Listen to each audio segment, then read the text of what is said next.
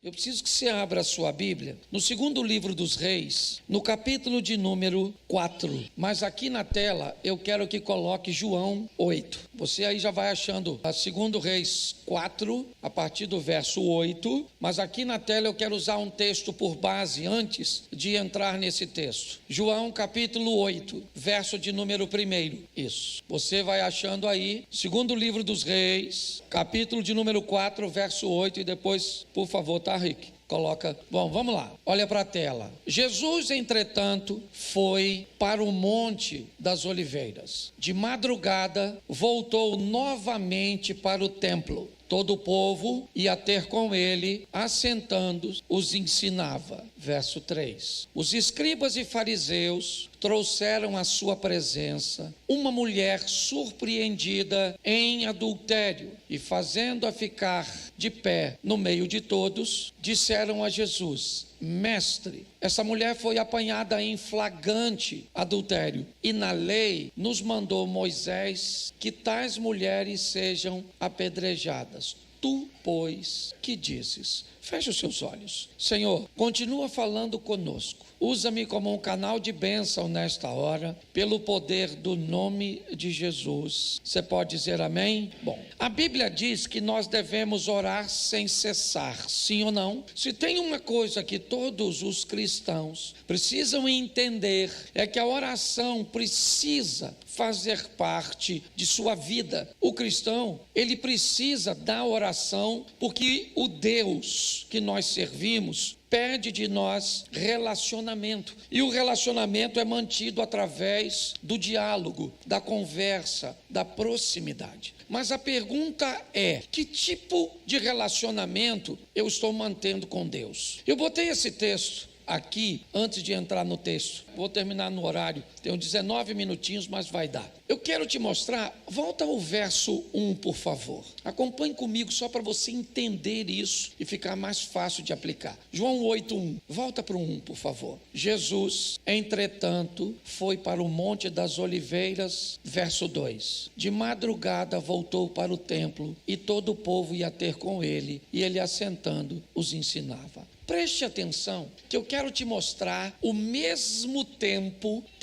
sendo usado de duas formas diferentes. O verso 1 diz que Jesus vai para o Monte das Oliveiras naquela noite orar. Pela manhã, de madrugada, mas já amanhecendo, ele vai para o templo. Ele está no Monte das Oliveiras. Sabe aquela foto que você vê do Domo da Rocha? Aquela cúpula dourada. Normalmente as fotos que mostram aquela cúpula está sendo tirada do Monte das Oliveiras. É como se eu tivesse aqui tirando uma foto aproximadamente de algo que está na Ciferal. É mais ou menos, Monte das Oliveiras aqui, certo? O templo na Ciferal. Bom, Jesus está passando a noite ali, e agora, ao amanhecer, ele vai para o templo. A questão é que o tempo que Jesus usa para estar ali é usado por todos, não necessariamente fazendo as mesmas coisas. No mesmo tempo em que Jesus está ali, uma mulher está cometendo adultério. Tá certo? Tem gente trabalhando, tem gente dormindo, tem gente orando como Jesus, e tem gente adulterando. Tudo no mesmo tempo. Nós estamos aqui agora, o tempo está sendo o mesmo para todos. Alguns estão prestando atenção, outros não. Alguns estão com o celular, outros, certo? Ou seja, o tempo é para todos. Mas o que se faz com ele pode demonstrar o que teremos que fazer com nossas orações. É isso que eu quero alertar você hoje. Quando amanhece, amanhece para ela e para Jesus. E agora, ao amanhecer, ela precisa de uma ajuda que Jesus não precisa. Ela está exposta a uma vergonha que Jesus não está. Mas qual é a diferença entre ela e Jesus? É o que ela resolveu fazer. Eu vou ter que orar sempre. Mas me ajude aí. Será que eu preciso orar como todo mundo ora? Será que algumas pessoas não precisam usar o tempo de sua oração, estabelecendo uma conexão com Deus para corrigir coisas? E naquele mesmo período, alguém pode estar orando de uma forma muito mais suave, muito mais leve, porque tomou decisões diferentes. Nós vamos orar sempre, mas a pergunta é: eu estou sempre apresentando a Deus as minhas dificuldades, os meus problemas, ou será que eu já aprendi a viver de uma forma onde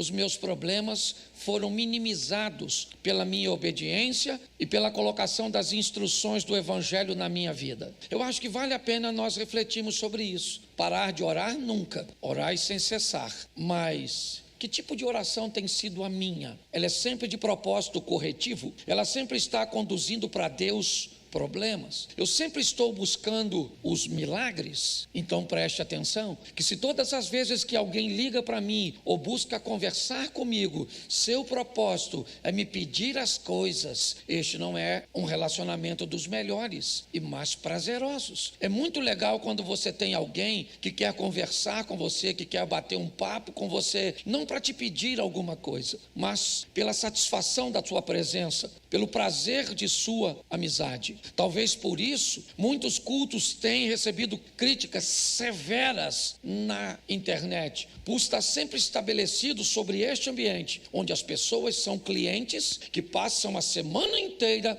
cometendo erros e que vêm para a igreja para que Deus estenda a sua misericórdia e conserte todos os erros que elas fizeram na parte financeira, com sua saúde, com seu casamento, com seus filhos. Então eu quero te mostrar hoje, neste culto de família, já vou ler um texto falando de família, para que você avalie qual é a pauta, tá bom? Qual é a pauta de sua conversa com Deus? Quando casais me dizem, eu pergunto para os casais, e aí, como é que está a comunicação? Não, a gente conversa pra caramba. Não, eu não estou perguntando o tempo de conversa. A minha pergunta é a pauta da conversa. Tem casais que conversam muito, porque precisamos pagar, porque precisamos fazer, porque os meninos estão isso. A pergunta seria, quando é que a conversa envolve vocês dois? Quando a conversa fala de vocês, de como está a nossa amizade, nossa intimidade? A pauta, ela é muito importante. Então, quando nós vamos falar em oração, é importante entendermos com que pauta nós temos orado. E isso talvez possa definir nosso relacionamento com Deus. Se você só leva para Deus problemas, eu entendo isso perfeitamente. Mas a pergunta é, sua vida não anda bem e seu relacionamento com Deus também não. Quando você continua orando sem cessar, mas não por ter uma necessidade de apresentar problemas, mas sim pelo prazer de sentir e ter a presença de Deus na sua vida, isso significa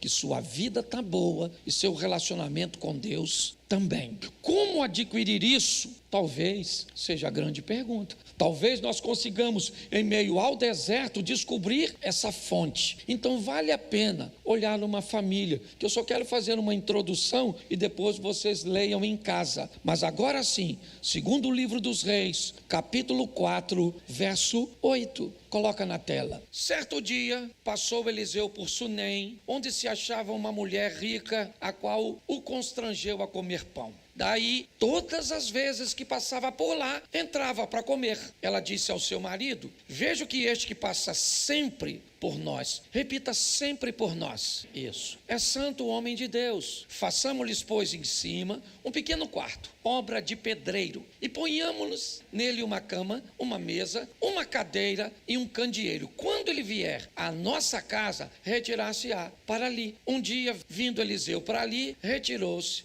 para o seu quarto e se deitou. Olhe para mim. Vamos dar uma olhada nessa família, ok? Marido e mulher, são só os dois. E a formação simples, básica de um novo núcleo familiar. Uma nova família se forma quando alguém oriundo de um lar se une a outro e agora eles formam um novo núcleo familiar. Uma nova família está nascendo. Tá certo. Eles estão caminhando juntos, situação econômica boa deste casal, são parceiros, ok? Costumam construir as coisas juntos, uma boa esposa e um bom marido. Se você for olhar este relacionamento de perto, você vai descobrir algumas coisas bem legais sobre ele. Olhamos uma mulher dinâmica que é capaz de convidar um homem na rua para ir à sua casa, mas olhamos uma mulher submissa que antes de tomar decisão, consulta consulta seu marido. Nós vemos uma parceria, quase uma sociedade, uma cumplicidade, um casal bem alinhadinho, tá certo? E o texto diz que essa mulher rica que morava em Sunem, ela começou a ver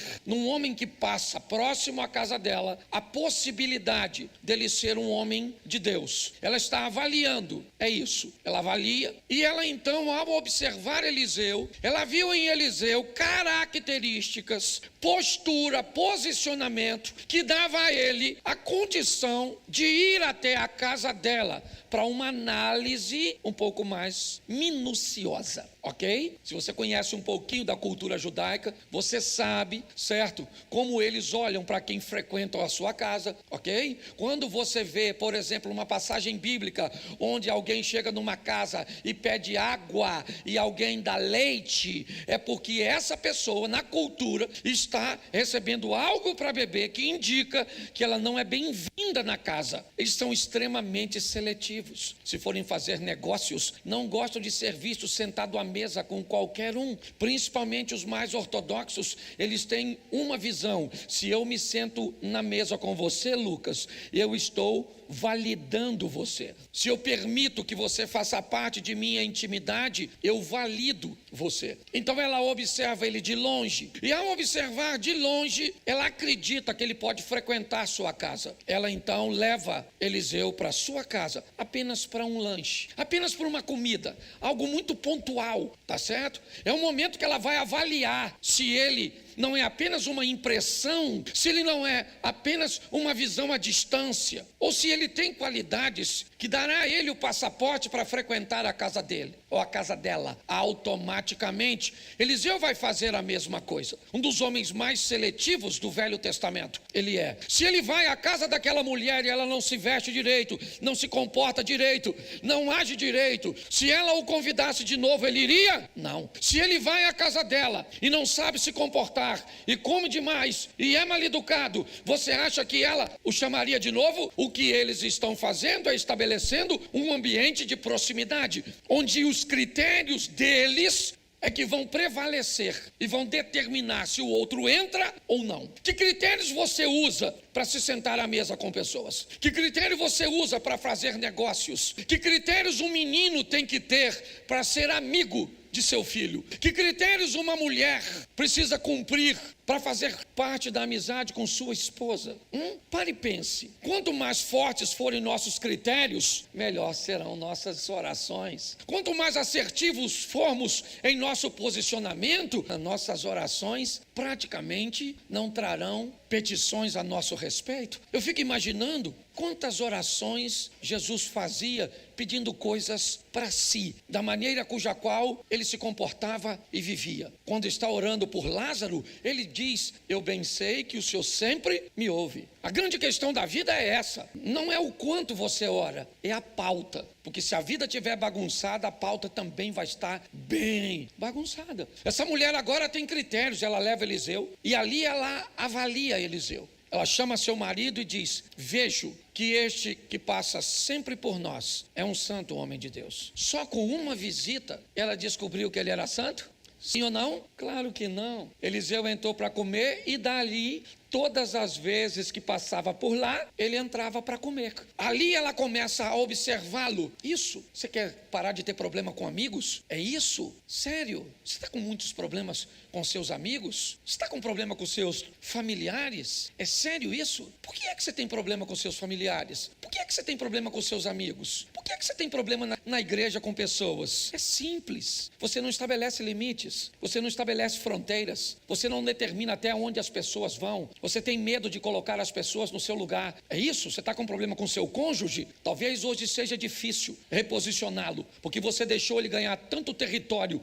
Pastor, mas eu tenho medo de perder o relacionamento. Então adapte-se. É isso? Eu prefiro me adaptar à sua ausência do que me adaptar ao seu desrespeito. A gente precisa definir o que é que nós estamos querendo. E não estou falando de amor ao próximo, não. Eu estou falando de equilíbrio, de determinação. Nós precisamos melhorar nosso relacionamento. É isso. Ele entrou diversas vezes e diversas vezes, ao observá-lo, ela descobre que ele é um santo homem de Deus. Aí você vem para a igreja, frequenta 2 cultos, nem conhece a pessoa do lado e conta seu segredo para ela. Aí você é um novo convertido, alguém corta do teu lado, te pede dinheiro emprestado e você empresta sem saber. Aí não te paga e cai na conta do pastor. Ovelha do pastor Cláudio, ovelha do pastor Cláudio, do pastor. Que eu aprendi uma coisa, igreja é assim, Lucas, se tudo dá certo é porque Deus é bom. Se tem problema na igreja é o pastor, que não é nada. Se o troço dá certo, eu não recebo os louros. Mas se dá errado, pancada no pastor. Eu vou passar uns 10 minutinhos igual eu passei pro outro, tá certo? E se você tiver que ir embora também não tem problema não. Vá na bênção do Senhor. É porque tem uns pastores que dizem, se você sair antes do culto acabar,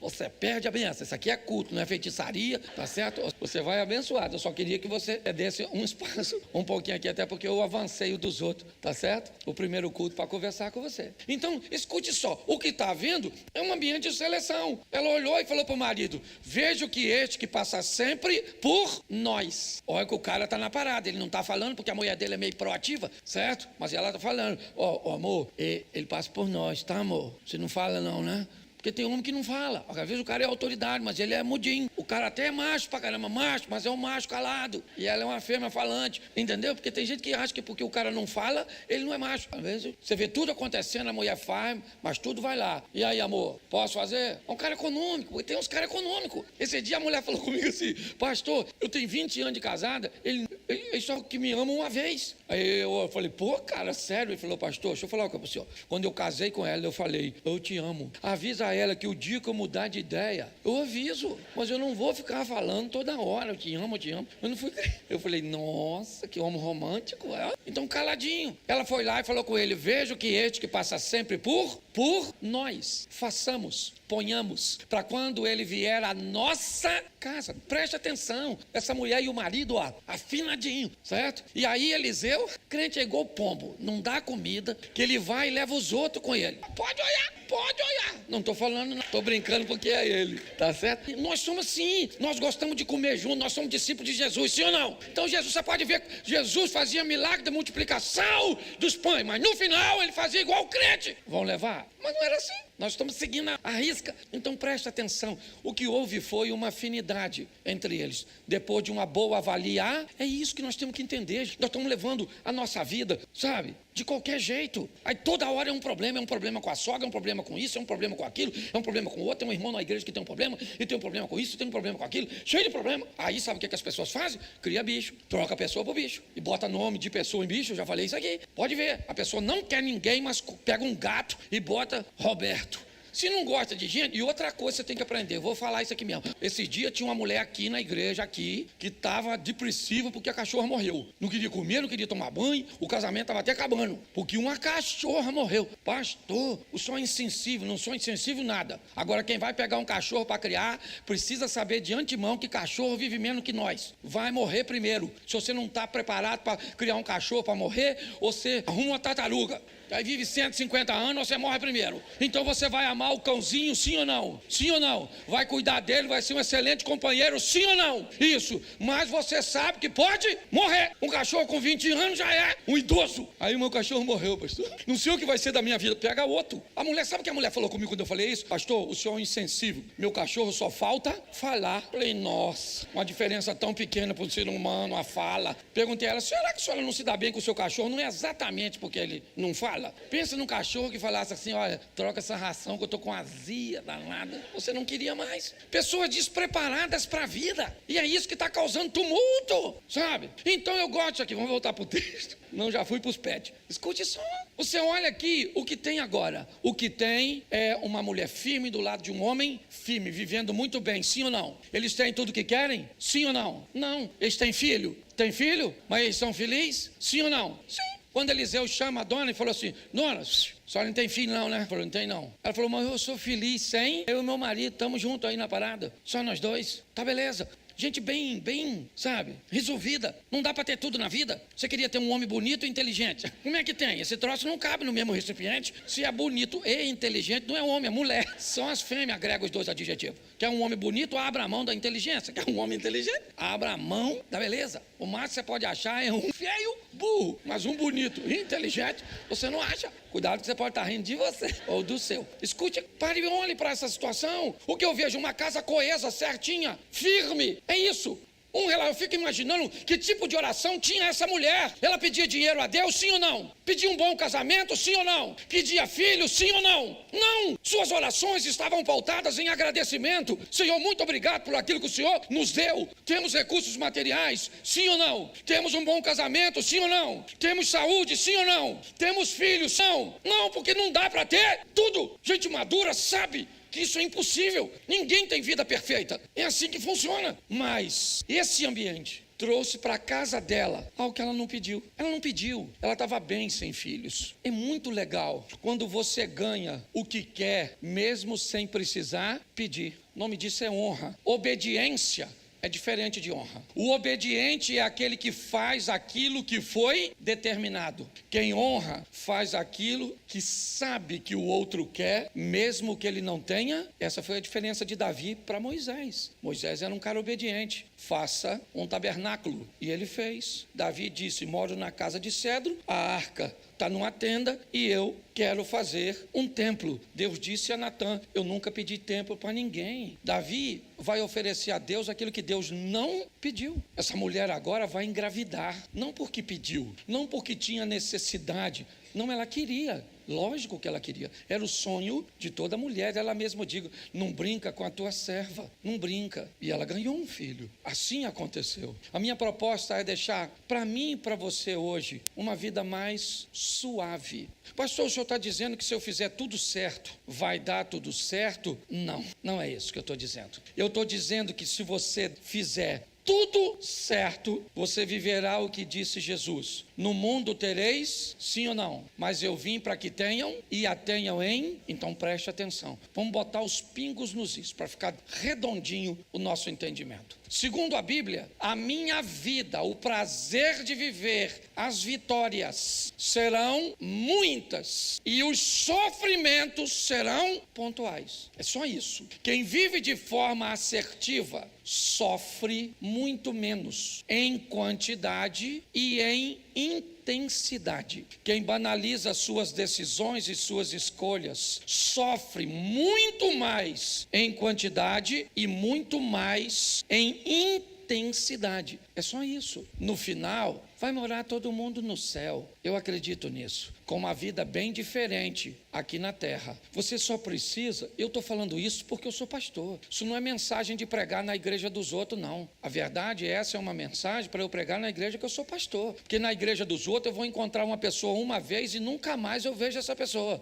Então eu não lido com o resultado dela. Agora, qual é a minha preocupação? Aqui na quarta-feira você está aqui. Domingo que vem, você está aqui. Aí você está no culto dos homens, está no culto das mulheres. Aí teu filho frequenta, certo? O trabalho de adolescente. E aí você começa a andar comigo e eu começo a descobrir que a sua vida não mudou nada. Eu começo a descobrir que o seu nível de sofrimento, ele permanece o mesmo de quando você entrou, ou ele piorou. E isso me causa desconforto, porque indica que eu não estou fornecendo a você a ferramenta. Não, pastor, manda a gente orar. Tá bom, então vamos embora. Vai lá, ora por esse problema hoje. Amanhã, aí você ora por esse problema, comete erros e aparece esse. Aí o milagre desse aqui foi, mas você não dá nem tempo de respirar, porque esse aqui já está na fila para você resolver. Aí você resolve esse, trocou esse por esse. Esse, você trocou por esse. E assim você vai, porque a sua oração sempre tem que ser para resolver problemas e nunca para ter um bate-papo com Deus, certo? Vamos imaginar Deus conversando com Adão. Vamos? Lembra quando Adão estava no paraíso? Para que Deus ia conversar com Adão? Adão não tem problemas. O local é o paraíso, mas não era para resolver problemas. Então a pergunta é: o que nós estamos fazendo, gente? Pare e pense nisso. Eu queria deixar essa reflexão para vocês nesse nosso segundo momento. Amanhã é segunda-feira para todos nós, não a mesma segunda-feira, não uma segunda-feira assertiva, não uma segunda-feira de bênção, não.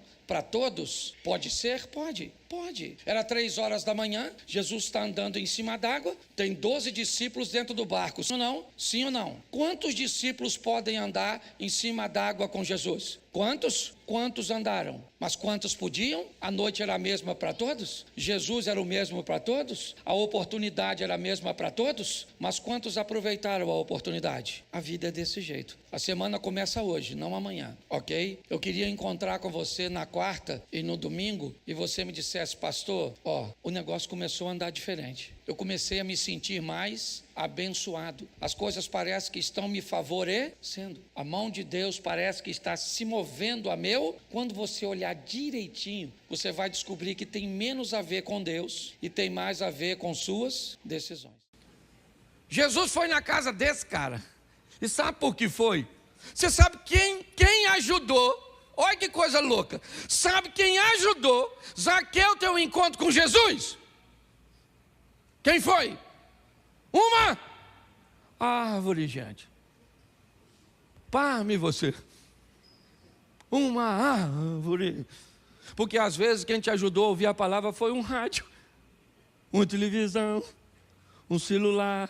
É só mudar, adaptar. O Zaqueu não podia ver Jesus, mas ele estava interessadíssimo. Porque ele provavelmente queria saber quem é aquele homem que não era rico, mas era famosérrimo. E o Zaqueu sobe numa árvore e fica olhando. Sim ou não? Sim ou não? Então, presta atenção. Assim como a lepra, certo? Foi para Naamã, através da garotinha, um instrumento de transformação.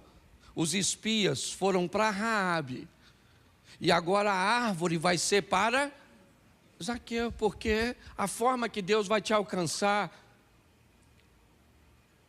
ela pode ser totalmente oposta, estranha para muita gente. Esses dias eu estava fazendo um evento num teatro, num shopping em São Paulo. E o camarada tinha ido levar a esposa para fazer uma consulta, me parece, lá. Enquanto a esposa estava na consulta, né, no prédio do shopping, ele resolveu dar uma volta no shopping. Passou em frente ao teatro. Tinha uma fila grande para entrar. Ele foi lá e perguntou que filha era aquela, o que estava acontecendo. Alguém falou, vai ter um culto. E o cara que estava na fila falou assim, ó, e é de graça, é culto. Ele falou, então não estou com tempo livre mesmo, não tem nada para fazer. Se eu sou Deus, eu falo, então não entra. Assim não serve. Poxa, tinha que ser com propósito. Não, Deus falou, deixa ele. Ele entrou, sentou, o louvor cantou, eu preguei, no final ele levantou a mão e entrou só porque estava sem tempo. E Jesus deu logo uma mãozada nele. E o diabo ficou chupando o dedo. Então, cuidado com os modelos. Você está aqui, Deus está aqui, amém? E Ele quer falar com você. Como? Do jeito que Ele quiser. Às vezes não vai falar no culto todo. Na hora que você for embora, alguém te dá um abraço e Deus fala, olha eu aí te abraçando. E eu preguei aqui, o louvor cantou, todo mundo fez isso. E você nem escutou nada. Aí lá fora, num bracinho, você fala, nossa, eu já amei esse culto. Aí eu te pergunto, o que você mais gostou, a palavra? Eu falo, não, um abraço. De quem? Eu falo, não sei nem de quem é. De um desconhecido. Porque ele fala com você do jeito que ele... Aqui, ele usa uma árvore para dar condições ao pequenino Zaqueu de enxergar Jesus. E Jesus diz para ele, hoje me convém ir para a sua... Olha Jesus indo para casa. Olha que maravilha. Sempre casa, a casa da Raabe, a casa do, né? Na casa do Naamã e agora na casa do... Isso aí, já vai ser na sua casa, quer ver? Hoje eu quero falar sobre poderes. Eu preciso mostrar na igreja, foi algo que Deus colocou no meu coração, por quê? Porque o mundo, ele é regido e governado por poderes. E esses poderes, eles estão distribuídos em 3 níveis principais: poderes espirituais, poderes emocionais e poderes materiais. O mais fácil de lidarmos com ele, com certeza, é o poder concreto, o poder da matéria. Esse nós temos muita facilidade. Quando nós passamos por poderes emocionais e espirituais, aliás, o espiritual e o material sempre foi muito bem encarado, principalmente pela igreja. Mas até hoje está assim de gente que tem muita dificuldade de lidar com problema emocional.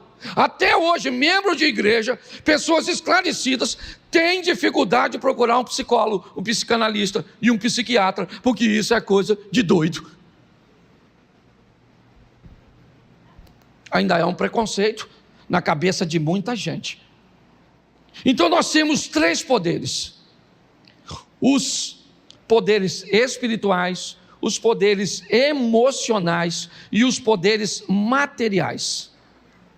Os materiais a gente consegue entender, porque é grana, é casa, são bens, formações, tudo aquilo que nós podemos, certo, ver de verdade, meio que pegar, ser palpável.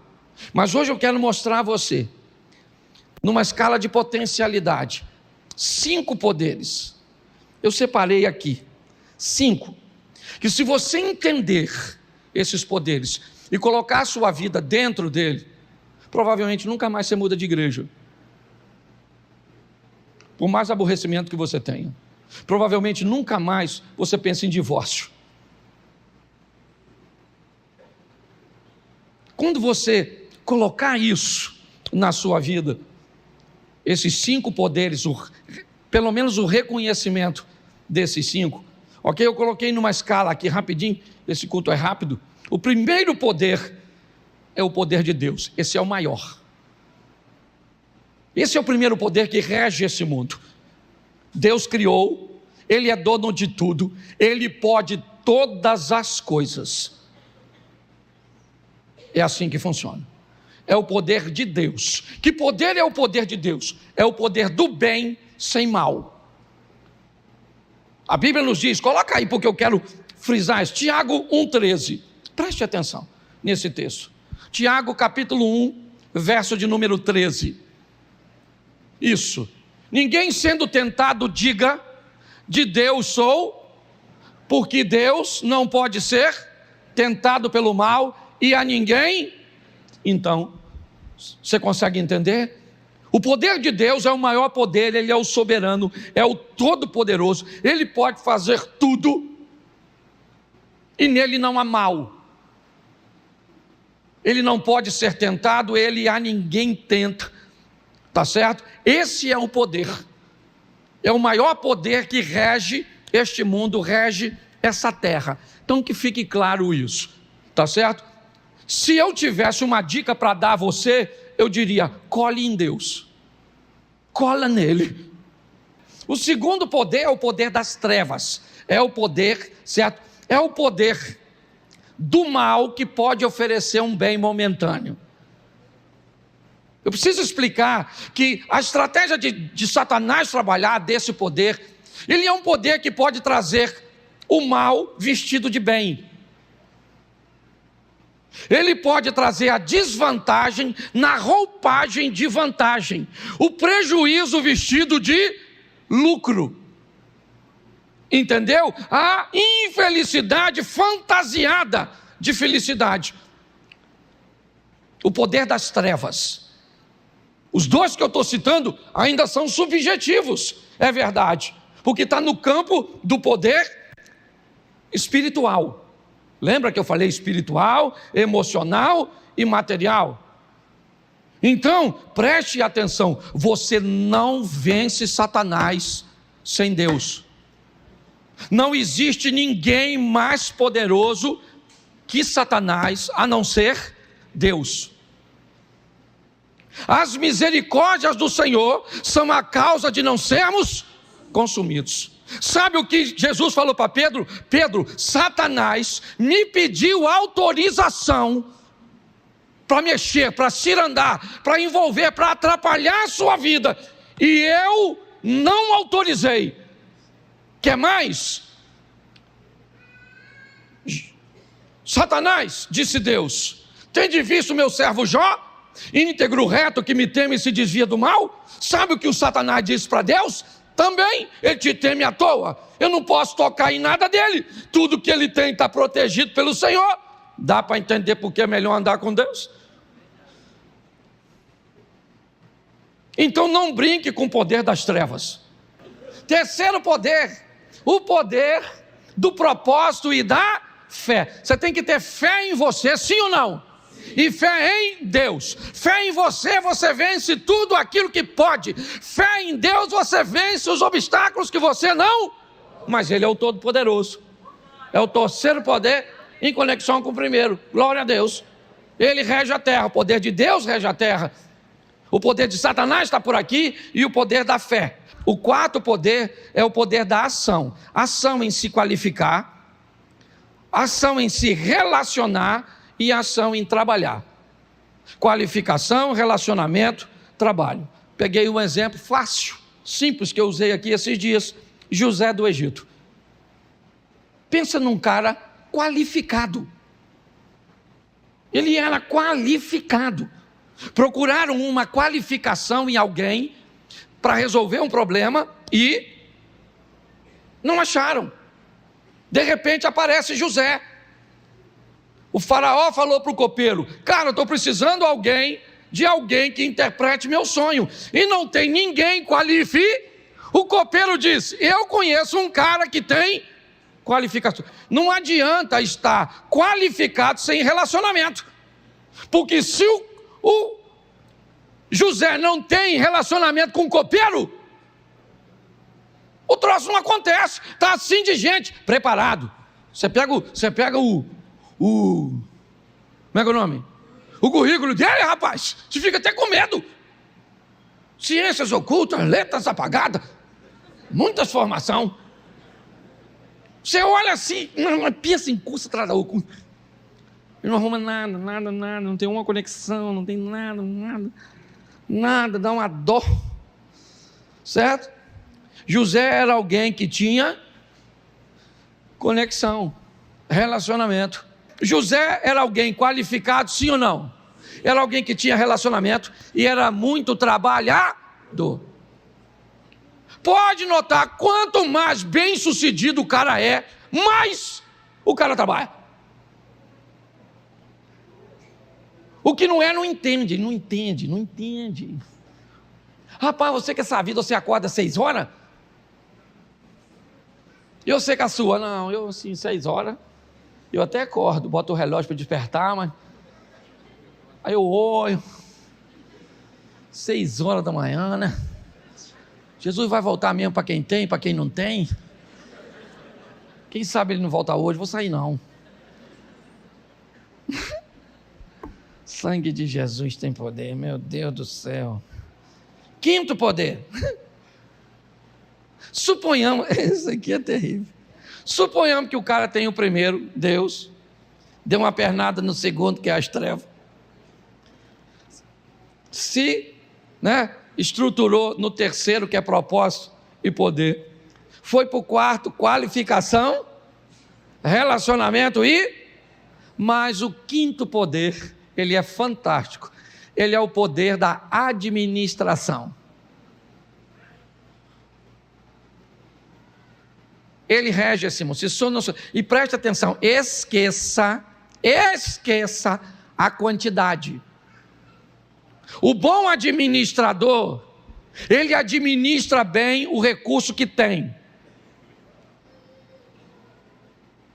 Hoje eu estava conversando com um cara, ontem, fui jantar com o Galdino, e aí surgiu o assunto, e ele falou assim: pastor, minha mãe e minha tia, elas ganham 2 salários mínimos. Pastor, elas têm dinheiro para emprestar e só ganha 2. Então preste atenção, o bom administrador, ele sempre administra bem. Ele pode não ter tanto recurso, porque o recurso dele é pouco. Por isso que a Bíblia diz que aquele que é fiel no pouco, ele é fiel no... Por quê? Porque o assunto é fidelidade, não é a quantidade. Sabe qual é o grande problema? Algumas pessoas não criam um ambiente de disciplina para si. Por quê?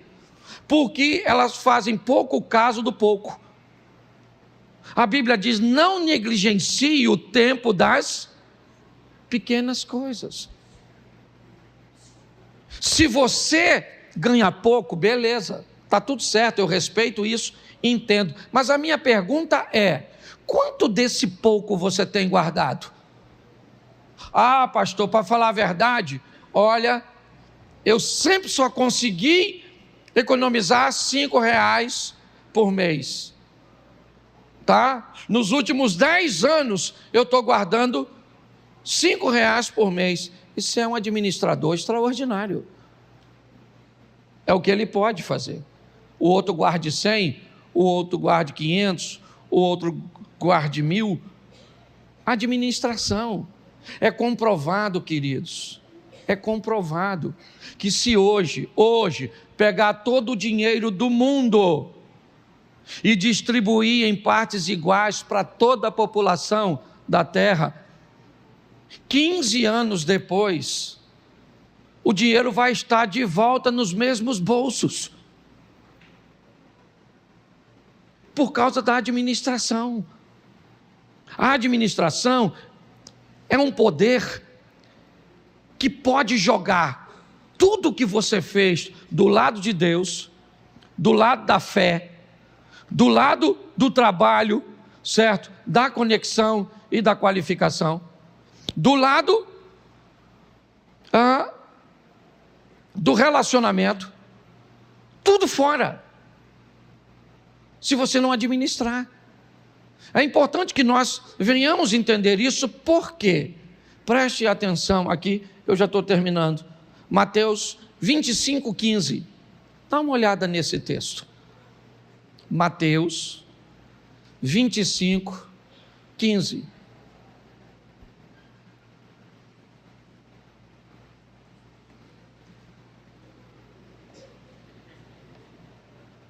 Mateus, a um deu o quê? A outro deu o quê? E ao outro? Segundo o quê? Segundo o quê? Bom, então ele recebeu segundo a sua capacidade, segundo a sua qualificação, voltando no anterior, tá certo? Depois que distribuiu, ele fez o quê? Isso, ele voltou para o céu. Vamos aqui traduzindo de uma forma bem prática, simples. Deus veio aqui e distribuiu 5 para um, 2 para outro, 1 para outro, tá certinho, tá bom, foi para longe, voltou para o céu, tá beleza, um dia ele volta, e quando ele volta, bota o verso 28, mas o que recebera um, foi e cavou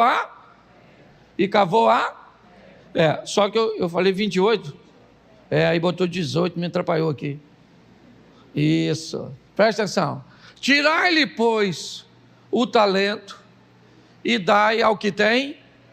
Presta atenção, nessa parábola, o proprietário distribui para 3, segundo a capacidade. Preste atenção. O cara que ganhou 1, ele não merecia ganhar 1. Só que o homem dessa história, ele é Deus, sim ou não? Sim. E Deus é tão misericordioso que dá a oportunidade, o cara, de ter pelo menos 1. Quando ele volta, ele pergunta ao cara que ele deu 5, ele diz, bom, eu fiz seu dinheiro dobrar, ganhei mais 5. O outro disse, eu ganhei mais 2. E o outro disse, olha, eu fiquei com medo, eu enterrei esse, o que eu tenho é 1 para te devolver. O que ele diz? Pega esse 1, entrega o cara que tem 10. Você consegue entender isso? Administração. Hoje muitas pessoas sofrem com essa questão. Sofrem. Não pode ganhar nada. Se ganhar qualquer coisa em algum ambiente, o cara ganha uma herança. Tem gente que ganha na loteria. Deixa eu te explicar uma coisa. Sucesso não tolera ambiente inseguro. Não tolera. Sucesso não gosta de ambiente inseguro. Pessoas podem até dar sorte, sim, e alcançar o sucesso. Mas se ele não tiver um ambiente seguro, sabe o que acontece? Ele vai embora. Eu vi isso acontecer, está aqui, ó. Se o marido foi um homem tão próspero, Domiciano, ela é minha prima, eu posso falar aqui que estou falando da nossa família, Domiciano, tão próspero, Adelso, meu irmão, tão próspero, como é que eles morreram, Lu? Parece que deram sorte, mas não criaram um ambiente seguro para a sorte permanecer. boa administração. Cuidado com isso. É importante nós entendermos isso. Então a fidelidade, sabe, e a boa administração é algo que nos expõe a entendermos que podemos estar do lado de Deus, podemos ter fé, podemos nos qualificar, trabalhar, ter conexão, certo?